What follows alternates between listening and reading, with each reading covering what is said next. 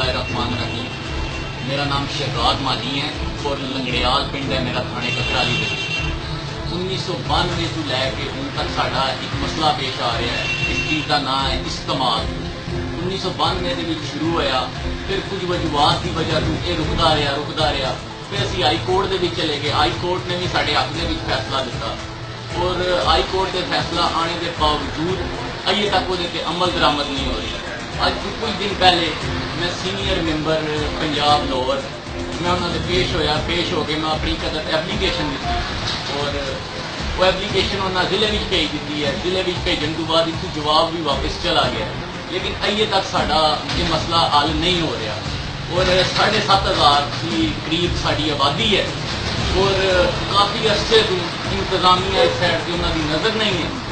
और मैं वज़ीर आला पंजाब अगे और वज़ीर आज़म पाकिस्तान अगे ये अपील करांगा कि साडा मसला हल किया जाए जल्द तो जल्द।